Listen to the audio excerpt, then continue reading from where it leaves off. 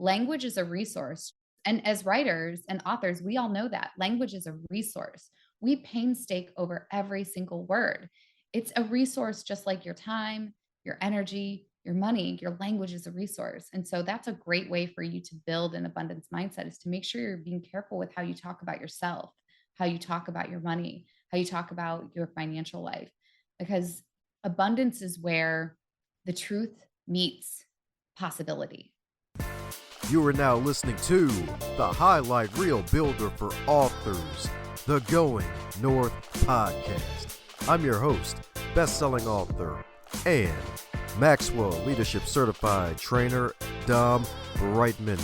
And you're going to be getting some tips and techniques to advance yourself coming up next.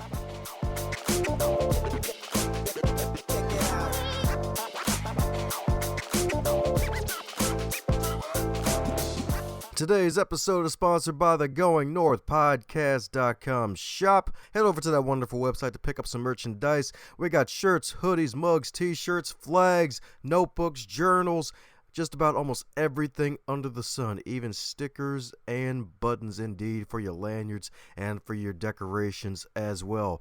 And we got multiple designs, advance others to advance yourself. We got the Going North Podcast.com logo as well as outread your competition to outlead your competition. And we even got bags too, so check out the wonderful podcast merch shop and be on the lookout for sales. They got wonderful 35% off sales spread out every single month, so that way you can save even more money, so you can get more bang for your buck, so you can bang out your goals through the inspiration you're going to get today on this podcast. Check it out like a library book, my friends. And today on the Highlight Reel Builder for Authors, known as GMP, the Great, Glorious, and Glamorous, it's the Going North podcast. We got another super special, awesome human for you today, courtesy of podmatch.com, where podcast guests get to connect with podcast hosts. If they're cool, they're freaking in. And today's guest is cool with the 2 cucumbers. Hell, I'll give her cool with the 3 cucumbers because she's a best-selling author, folks. That's right, indeed. No, she's a best-selling one who is a former waitress, bartender, and stripper turned business owner, entrepreneur, personal finance expert, and money coach. So you're going to get those 6-pack abs of money, babies. Let's give it up for the BS herself, the beautiful and stupendous Barbara Sloan. How you doing today, Barbara? Hi, Dom. Thank you so much. What an intro. Yeah, hey, give it the good old college try. Usually one of the better parts of the episode before the rabbit holes appear. I'm ready to dive when you are. Don't worry, the rabbit holes don't involve Playboy, they involve swimming pools. Mm-hmm. Swimming pools full of puns. Oh man, but it ain't about puns. It's about the beautiful Barbara herself. So my feeling is saying on your backstory of how you got to where you are since it's your first time on the podcast. Yeah, backstory. Yeah, I feel like there's like always these inflection points that we look towards in our lives where we're like, oh, this is kind of relatable to where things turned. For me, a big inflection point was around the age of 15.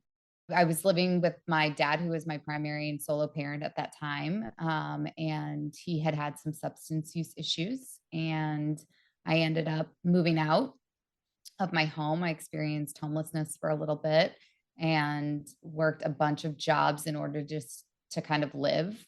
And one of those jobs was working at an A&W, which I don't know if people know an A&W anymore, but like it's like a classic root beer and hot dog restaurant where like you have the old school waitresses on roller skates, bringing you your tray of food. And yeah, I had a couple different experiences during high school working in the service industry.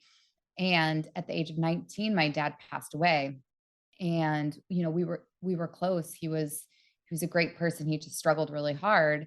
And after he passed away, the house that I grew up in was sold. And I wasn't ready to let that go. So I ended up purchasing the house that I grew up in for twice the price that it was worth. I took out a dozen credit cards and maxed them out trying to renovate the house that I grew up in, all at the age of 19. And so I was working these service industry jobs and getting myself massively into debt. a year later, after kind of worked through my grief, I ended up selling the house and kind of walking away from the debt without paying it, and moved to California and continued to work in the service industry because what I needed was something easy, something fun, something light. When you lose a parent at a young age, what you realize is just life is precious, and you want to do something fun and engaging. And so that really started my formal career of 20 years working in the service industry. I was a waitress, I was a bartender, I was a pole dancer. I worked in a variety of different states, moving across the country, and I loved it. So talking about, and sorry for the loss of your dad. No, it's been some odd years ago, but hey, grief is still gonna be there regardless. So definitely got to acknowledge that. Definitely, especially having a rough background and him being single father. Then, were you the only were you the only child, or did you have siblings? I had siblings, but when my mom left, I was 12 and my other siblings were out of the house by then. Oh. So I like to say they had really different childhoods than me. So I guess you're the baby then. I'm the baby. That's right. The best babies ever. The youngest. The youngest. They're always the funniest. They have to be, right? Yeah, it's true. It's like, hey, random kid here. I know you're tired of the other ones that came before you, but hey, I'm the best one. Come on. I'm not your mistake. Come on. I can do tricks. Maybe. They're not just for I mean, kids. exactly. I mean, that's probably what turned me into an entertainer, right? I was a natural behind the bar. I was a flair bartender. I was an entertainer when I was a dancer. I was great with my tables, engaging and entertaining my guests. So I definitely think that being, that child who's kind of left on their own, you kind of get you are trained to entertain and delight people to get their attention. Yeah, exactly. It's like, man. And then you grow up and realize, oh, man, everybody's actually a kindergartner. Hmm. And that's why they still need to be entertained.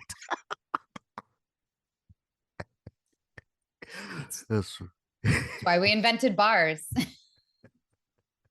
There you go. That's right, indeed. And I hear that you raised the bar a lot because, my goodness, and you got into construction as well. And I guess that led you back to Manhattan, or are you still living in California, or are you just spending time in both areas? Yeah, I'm in New York now. So most people who meet me today know me as someone who owns a women owned and operated construction company in the heart of Manhattan. I When I renovated the house that I grew up in at 19, I kind of fell in love with the process of construction. So I've actually held two careers in tandem, construction and service industry. I always like to say dirt in the day and dirty in the evening has kind of been been my career path. But with those industries, and especially with, a lower and middle income upbringing, you aren't taught financial literacy. You're not taught anything about money. And so I fell into a lot of the industry hazards of partying a lot, drinking a lot, spending a lot, getting myself into debt cycles. And I just made like every possible financial mistake that most people do.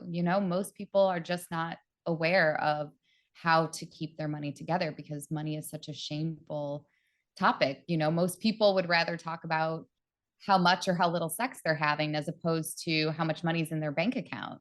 And that just tells you that puts everyone, behind the starting line when it comes to money. Yeah, it's really a shame too, because it's like, oh man, it's like, hey, getting laid feels great, but dang, like the aftermath, it's like, especially if you got a Nick Cannon situation without the money. Oh my gosh. Yeah. Yeah. And definitely. A real We all stark have lots of contrast. obligations. And like, I think, yeah, we're not often taught in our younger years and even in our 20s the impact that certain decisions will have, whether it is, having kids or, getting into debt or making some of these situations, without realizing the financial implications long term. And so that's kind of what started me on the path of wanting to write is because I, like so many people, just screwed myself over by not having any information. It was probably 2013. I first moved to New York with my wife. I think we had like $700 and I got 2 jobs. The first job I got was working nights at Coyote Ugly. If you haven't been to Coyote Ugly, there's a movie about it. You can watch it. But basically, the premise is you dance and sing on the bar as a bartender. You hit your patrons. You get women to take off their bras. It's a good time. And then I worked during the day on Wall Street doing accounting for an unregulated market, which is basically part trading floor and part independent sales organization selling like use your loan products, like the really ugly side of financial services. I lasted there about 6 months. And after we shipped our third trader off to rehab, I was like, nope, I need to go back to Ooh. bar. No, I need to go back to bars and construction. This shit is too toxic. And so I went and got a job at the construction company that I now own. And I remember they tasked me with setting up all these benefits. And I had never had benefits before. Most people don't know this, but service industry people who work in bars, restaurants, clubs, beauty and body services, transportation services, they don't have health insurance. They don't have paid time off. They don't have a 401k. They don't have someone telling them how to set up these systems. They don't have pre-tax benefits. And when I realized what all of these benefits were, what they provided in terms of like a financial safety net. And on the other side, I was working with these really high net worth clients doing their renovations, million billionaires, and talking to them about how they viewed money. It was just my light bulb moment of like, oh my gosh, this is the reason me, my peers, and so many people aren't able to build wealth. We don't have these systems. We don't have this financial literacy. We don't have this money mindset. And I was like, this is really unfair. And then I went through a long period of imposter syndrome where I didn't think that I had the right to write a book. And I think that's one of the things that really stands out is for a long time I was like, who am I to write a book? I don't have a college degree. I don't have a CFP. I don't have any credentials that would allow me or give me what I thought was the right to write a financial book. And at the same time, though, I kept listening to financial media. I kept listening to financial podcasts, and I never saw or heard anyone who looked or sounded like me, anyone who had made their career sort of in an untraditional path and working in the service industry. And I remember listening to a podcast, and somebody was just like, write the book you wish you had had. And when I heard that, I was just like, well, I can do that. I don't need to be everyone's voice, but I can be one person's voice, even if that person is just my younger self. And I wanted to take all of these things that I had learned and put them in a way that made sense for people in my industry. Because what had happened for so long is I'm like, financial services, CPAs, all these people write financial books, but they're not talking to my community. They're not talking to my people. And my people keep getting pushed further and further behind the line. Service industry workers age into the most economically disadvantaged population in our country, more so than veterans. Like, and one of the reasons is because they don't have access to one of the biggest safety nets, which is Social Security. So I had to work really hard to get over my imposter syndrome. I'm like, especially when you're writing a book that is in a in its peer group amongst a bunch of people who are highly credentialed, highly educated, highly specialized, highly technical, and you realize that you will not be that voice. But what you can do is you can put story behind that, and most people learn and relate to story. And that's what I had, and that's what I knew. And so it took me a minute to get there. Really, it did. But getting over my imposter syndrome was the hardest thing. And then I was able to start putting pen to paper. Ah, yes, indeed. That Peter, Peter, pen to paper, paper. So indeed, you love to see it. So indeed, you love to feel it and do it. Indeed, love to feel it and do it. Indeed. And my goodness, good thing you did get out of that, the evil part of the whole financial services industry. Like what, third guy wheeled out for rehab? What the freaking hell? Like, yeah, glad you got out of there and was able to find another path. And you're so right. It's like, hey, especially with service industry folks, and I think he even says in the past interview, like most folks would see that industry as something as temporary, where it's like, oh yeah, you don't want to stay there for the rest of your life. But some folks, depending on how good they are, if they can get really good tips consistently, like then they enjoy it for a long time. And then sometimes you get a paradigm shift like a COVID per se, and you're like, what the freaking hell? Like what happened? Yeah. Yeah, but honestly, I think that's what makes my book evergreen is that some of the principles talk about how to weather those storms. It's building an emergency fund, setting these systems up for yourself. Like it's even more important knowing that we have climates like this. I used to think our industry was like recession proof. I remember going through '08 and watching so many industries lose their jobs, lose their house, and I was working at bars and clubs and I was raking it in during '08. And I just remember thinking, oh, we are untouchable. This is a recession proof industry. But it's not, as COVID taught us. And so every industry has to be prepared. Yep, that's right indeed. Have your bulletproof vest, your fur coat, your speedos, your Glock. That's right indeed. Have it all. That's right indeed. Ziploc bag filled with quarters and singles. That's right indeed. That's right indeed. Keep it on lock. So my goodness, and finally able to join the business of immortality and conquering that darn old pesky imposter syndrome. So how's it feel, and how was it like putting the book together? Like, did you journal any part of your journey at all to make it easier, or was it just you trying to find quiet time to try to remember everything? It's so funny because I think that because of my imposter syndrome, at first I pushed my stories to the background and I was like, I just want to prove that I can write technically and I can write about these topics in an informed and educated way, even without it. It was almost just like proving it to myself. But then what I realized is that was not an enjoyable read. And the reason that my people in this industry weren't picking up the already thousands and thousands of financial books that were out there is because it was so out of touch, so unrelatable.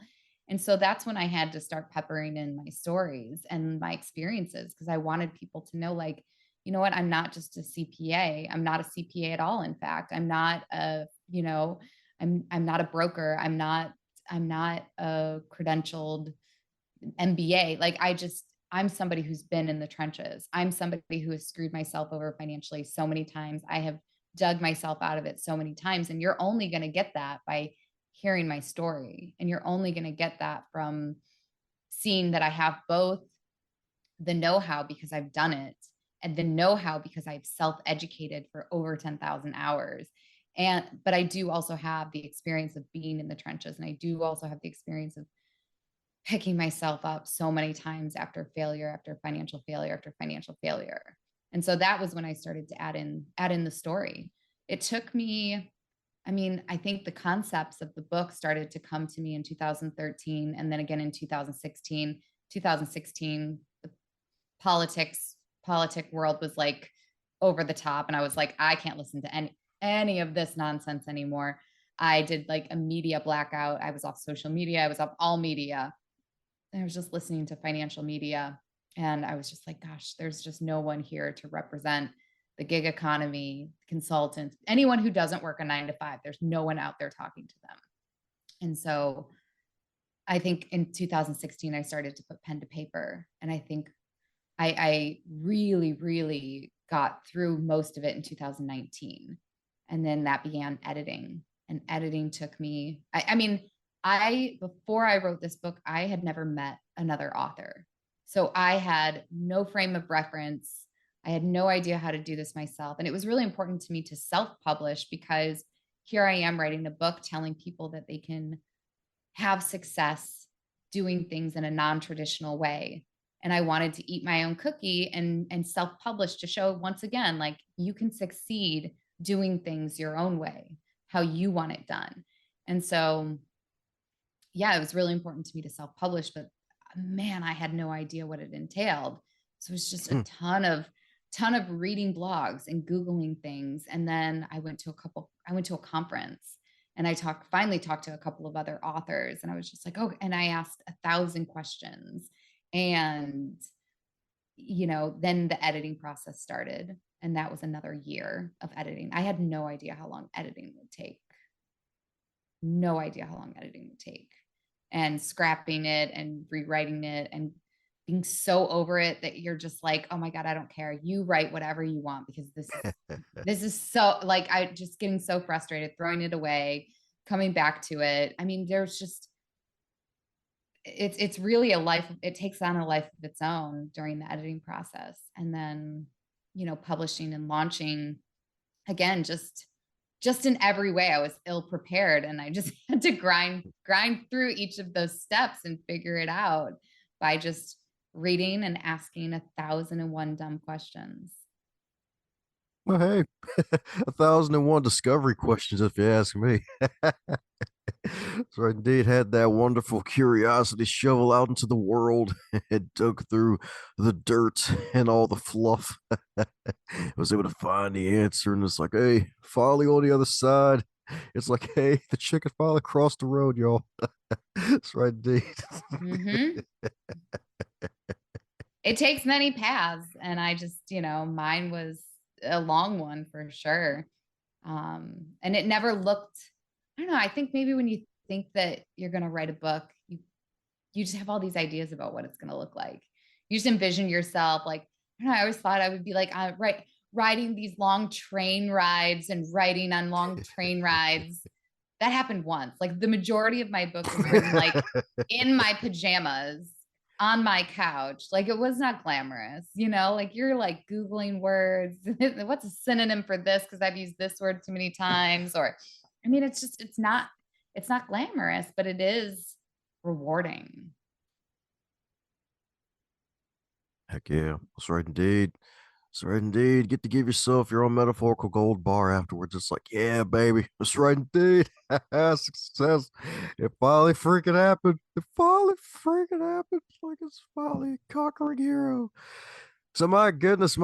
Any plans for this to be on audio? Yeah. So this was, again, just like every step of this, I'm trying to eat the elephant one bite at a time.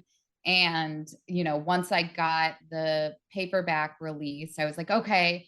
And I did that only through Amazon. And now I'm still figuring out my Ingram Spark launch, which is just, I didn't realize everything had to be reformatted in a different way to do an independent launch. And, like, again, I'm just learning each step of the way. And I think what's important for me to remember is, like, I never would have done this if I thought I needed to know all the things that I actually needed to know.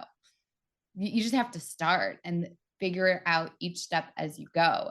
And if you screw up, that's okay. Like, I remember when I did my Amazon launch, my book has the word stripper in it. So I was like, oh, maybe I should market for 18 plus, because maybe people under 18 wouldn't, it's not appropriate. Like, there's nothing explicit in the book, but I do talk about my experience as a dancer in a very just, you know, matter of fact kind of way. And that was a huge mistake. I never should have clicked 18 plus, because it's not an explicit or 18 plus.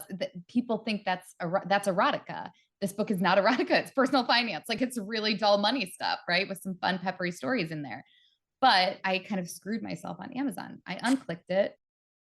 Who knows what happened because of that. But yeah, you're going to make mistakes along the way. And so the audiobook, again, I just had no idea what it cost to rent a sound booth. I had no idea what it cost to, like, get a sound engineer, editing, another round of formatting, even just the pricing of what other people who would read it for you would be. I was like, oh man, it's a couple $1,000s. Like, that's crazy. So I'm in the process of still looking for my recording studio for the audiobook. And I'm going to do it myself to save some money. Yeah, there we go. Yeah, yeah, there we go. That's what I'm talking about.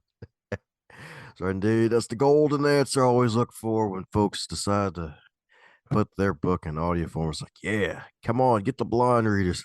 And we need you to freaking read it. With your voice, you definitely need to be reading your own book. Definitely. That's right, indeed. That's right, indeed. You're going to be doing it. So excited to hear about that. Definitely Well, I indeed. think we all have a little bit of imposter syndrome there too, where you're just like, oh, my voice isn't good enough, or it won't resonate. I need a professional. You just discount yourself in all of those ways. And you're like, I can't possibly be the person for this. But it turns out you're probably the person for it. Heck yeah. And if you want, probably just put some blankets up in your closet, or better yet, just get in your closet, get a good microphone, and then record, and then just have someone edit the audio for you. That'll probably cut your That costs in half. that thought has crossed my mind. So indeed, getting it formatted for Audible and whatnot, and the other sites too, because I know there's some other sites out there too that'll actually give you more bang for your buck since Audible will. Pennies on the dollar. Oh, good. Yeah, Yeah. like same. Like I just had no idea how to like price anything or yeah, even when I started to try to run ad campaigns through Amazon, it was just like throwing spaghetti at a wall. I had no idea what I was doing. I had no idea what and I'm still figuring it out.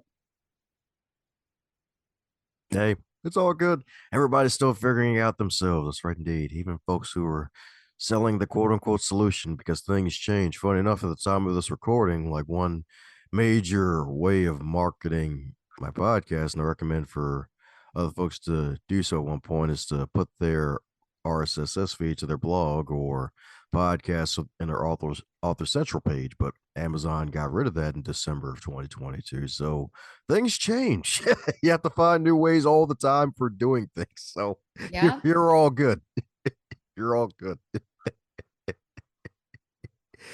So my goodness. So speaking of good, you got the wonderful title tip. So my goodness. I'm sure there's folks out there who probably have some tip jars or looking to make sure their tip jar becomes a whole giant piggy bank and wants to keep it nice and fat for the barbecue of retirement. So my goodness, any first foundational steps you recommend for folks in the service industry to take with their finances?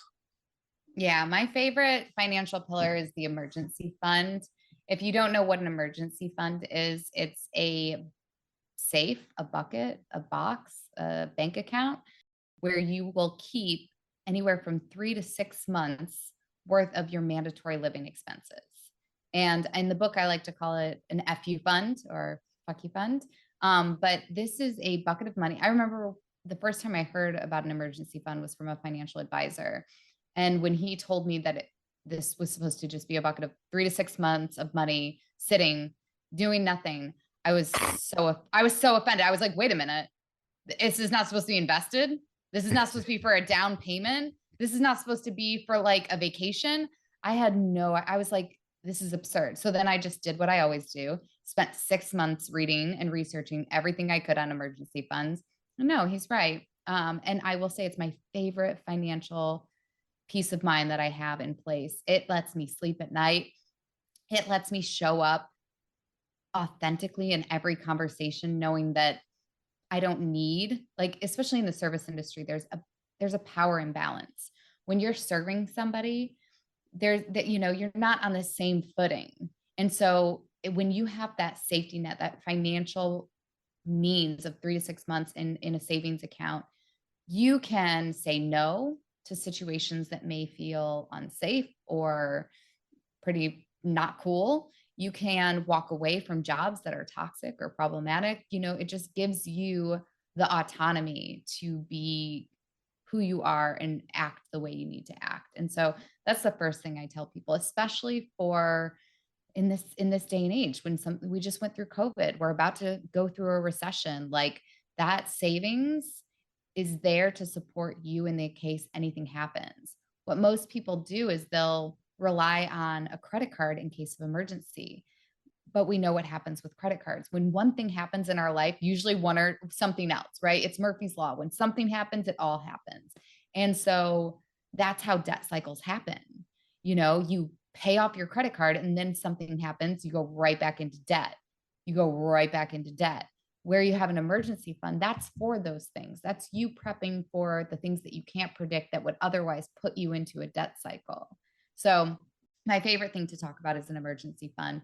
I also like to tell people in the service industry that they need to claim their income so that they are able to benefit from programs and services that are reliant on their income as a as a qualifier. So Social Security, you don't you won't receive Social Security if you aren't claiming your income. And then a lot of people in this industry, it's they don't track their income, so they don't know that they need to be claiming the full amount. They don't know even how much they made. So they'll just throw a dart at the board and say, "Oh, that's probably what I made," but they're probably not claiming enough.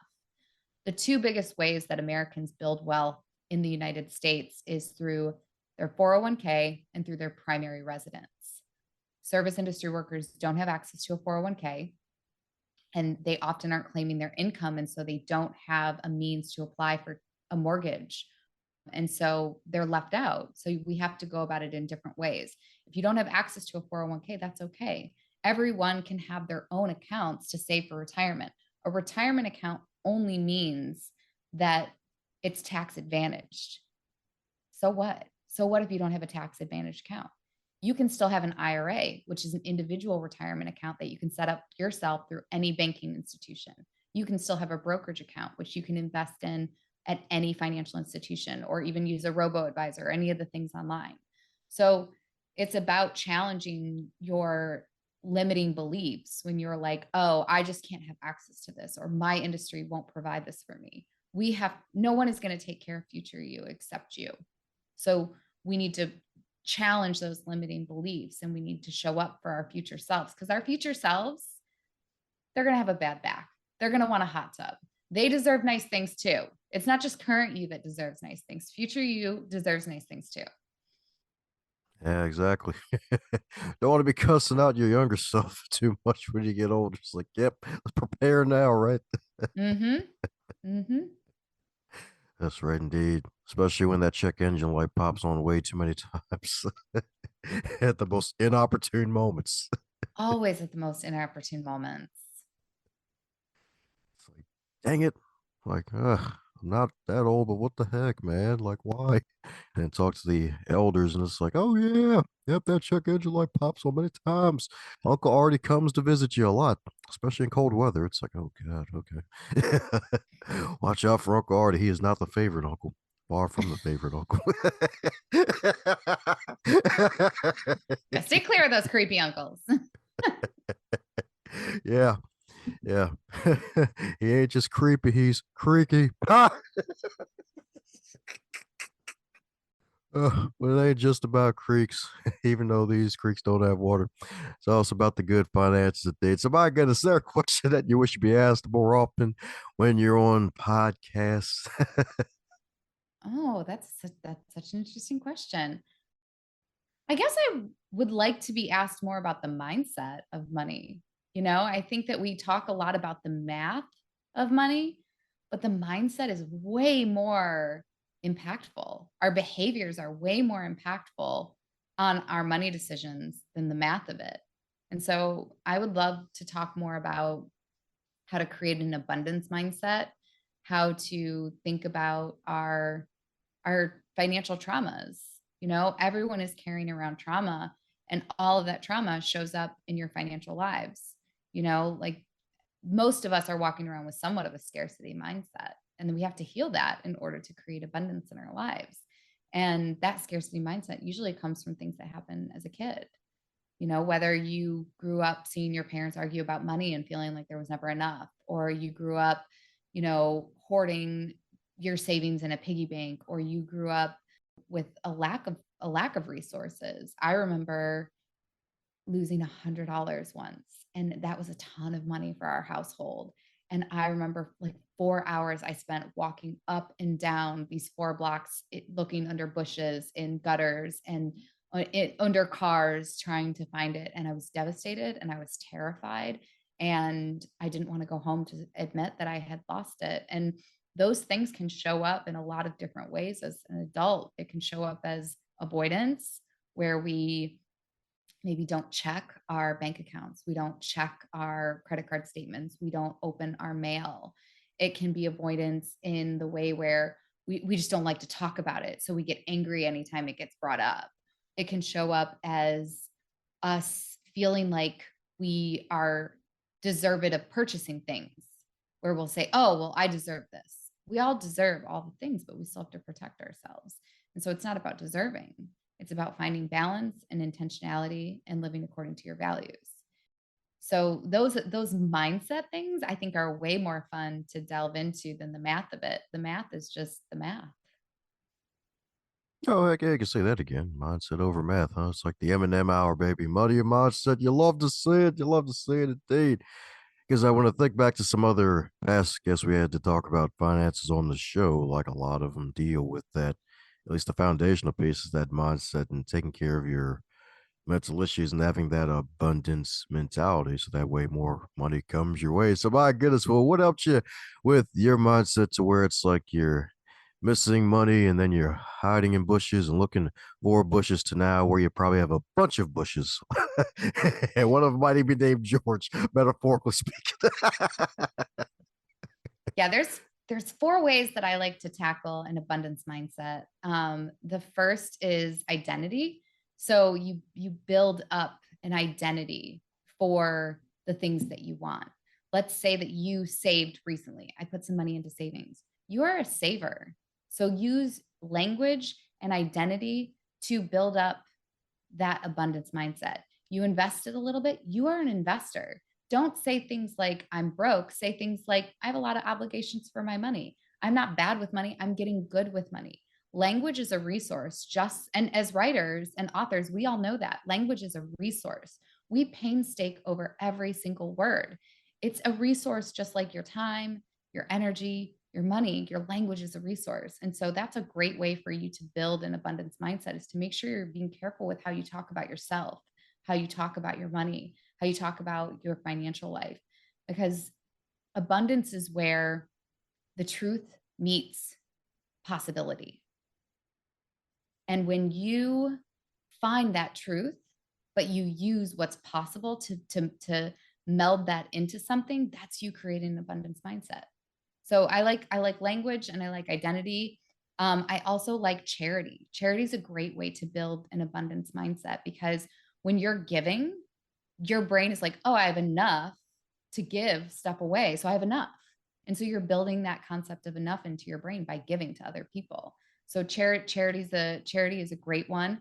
A gratitude practice is another great way to build an abundance mindset. When you are appreciating and thinking about all the things that you have, you're not in a mindset of lack. And so you're able to focus on all of the things that you have. And that breaks down that scarcity mindset. And then the last way that I like to deal with a scarcity mindset and to create an abundance mindset is with mantras. Mantras are great. So, like for people in the service industry, I always like to say, money comes easily and frequently. Money comes easily and frequently, because it does. There's always another shift. There's always another shift where money is going to come. So, adapting some of those mantras is a great way to build an abundance mindset. Yes, indeed. Yes, indeed.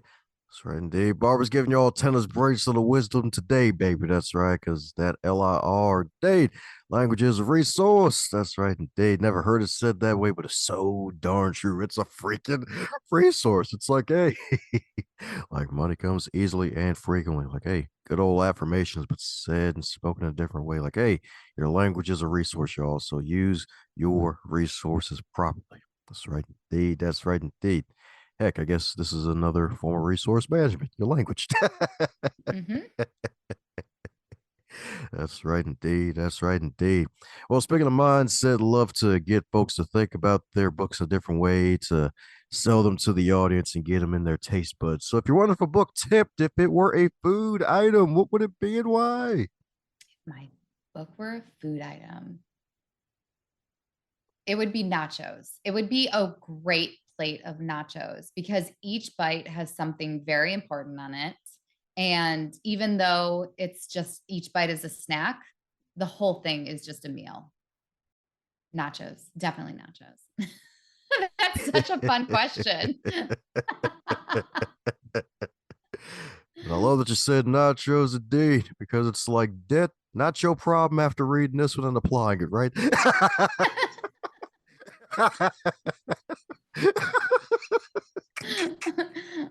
That's so fun. So speaking of fun, will we be seeing you on the stand-up circuit soon? Are you still taking those stand-up classes? I did. I just did a set at Gotham Comedy Club, which was super fun. I recommend, especially for people who are writing, to try stand-up classes because this is an interesting way. How you go about writing and editing your book is very similar to the process that you go through in writing and editing jokes. And I just found it so interesting. Like it's the same thing where you're like, this sentence is bothering me. I know I can make it better. You're switching words, you're trying things out, you're iterating. Like the process is very similar. So if you're feeling stuck in your writing process, oh my gosh, I so recommend a stand up class or an improv class because it is just another way to kind of get you to switch your brain into thinking about different ways of words and different ways to say something. So I did it after I published the book, which was again, I learned my lessons the hard way. But I totally recommend that for people who are in the writing process because it was a very, very unique and fun experience. And then same thing, like getting on stage and putting your voice to the words that have only been living in your head for a really long time is another great way to kind of connect to your message and to connect to what you're working on. It was such an interesting process to do that with the book in mind. That's what I'm talking about, indeed.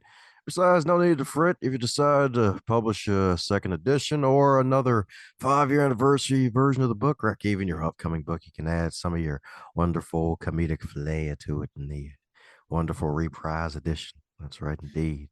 That's right, indeed. That's right. The tip Charles. Well, actually, you know what? The sequel, we got tipped. Then the sequel's gonna be called Pigged. Keeping your bank account fatter than 5 hogs, baby. That's right, D. Mhm. There you go. Actually, better yet, keeping your bank account fatter than the COVID-21 folks gained collectively. Oh man. Oh man. Yeah, I think I have some ideas swirling around my head for a second book. I just keep going back to story. Like I'd love to do maybe an interview style format book where I get a lot of people who use the book and found success through it and they talk about how they do it because I just think stories is how we connect. Story is how we learn and we just need to keep incorporating other people's stories. Heck yeah. That's right, indeed. Can't have peanut butter without the jelly in this case. You got to connect. That's right. Story swag, indeed. That's right, indeed. That story swag, indeed. So, my goodness, we're coming down to the magical question that every guest gets to receive. And that is if you'll wake up tomorrow and you're 25 again, but you're still in 2023 with all of your knowledge and experience, what advice or would you give to yourself? I would tell myself to think about 50-year-old me and do something nice for 50-year-old me at 25. I think at 25, we tend to not think about our older selves and we really are just living for the moment. And so I would reach out to 25-year-old me. I'd smack her. I'd say, listen, just do one thing, one small thing for 50-year-old you, and it'll go a long way. And then you can go back to enjoying yourself. That's right. She'll be like, damn it, don't turn me into a cougar. Do something good. Come on. Not that hot tub. 50-year-old me needs a hot tub. There you go. That's right. Somebody's mantra for the year, hot tub. That's right. Hot tub 2023. Better yet, hot tub 2024 for president. Let me stop. Right? So Oh, man. relaxing. Heck yeah. That's right indeed. That's right indeed. So my goodness, my goodness. So for those need to keep up with your journey and cop some copies of this book so they too can have a hot tub of their own and maybe get even 5 of them, heck, maybe and start some real estate and all that wonderful good stuff indeed. What's the best way for folks to do so? Yeah, you can get the book on Amazon. You just can search tipped or tipped book or tipped finance book. The subtitle is very long, so I don't recommend you memorize and try to type that, but tipped. And then you can also find me at www.tippedfinance.com. I do one-on-one coaching for people in the industry or gig workers. I also will come to your bar, restaurant, club. If you own Uber, I will give your workers a money talk. And you can connect with me on social media at Tipped Finance on all the socials. I hang out mostly on Instagram, but if you are in the industry or you are an author, like please share your wins with me. I love to connect with people who are either going through the process of writing or who are going through the process of building wealth in the industry. Just like to see people winning. So yeah, connect with me. Woohoo! That's right indeed. That's right indeed. We're gonna put a link to Barbara's wonderful site in the show notes. That way you can do just that. If I were to speak to your workers, y'all, that's right indeed. That's right indeed. Your workers will love you because it's like, hey, you actually care about it. You brought in a speaker who actually knows what the hell she's talking about. It's actually freaking useful. That's right indeed. And they may even get one magical tip in their wonderful tip jar that'll help them have that giant piggy bank the size of Texas. That's right indeed. That's right indeed. It'll be so big, even Mercury retrograde can't stop it. That's right indeed.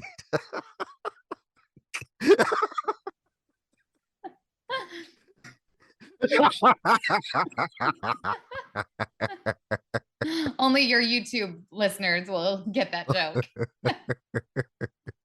Yeah, she has a sign that says Mercury was a fucking retrograde, and I'm like, yeah, yep, I'm gonna use that for comedic relief one of these days. It's gonna pop up again. It popped up before record. I'm like, all right, it's gonna happen during record somehow.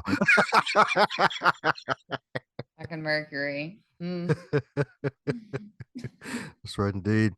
It might be jealous because Saturn got a ring on it. It's a good one. That's right, indeed. That's right, indeed. Saturn heard Beyonce. It was like, yeah, baby. Mercury's like, I can't hear. I can't hear Beyonce. I guess I can't put a ring on it. Retrograde, baby.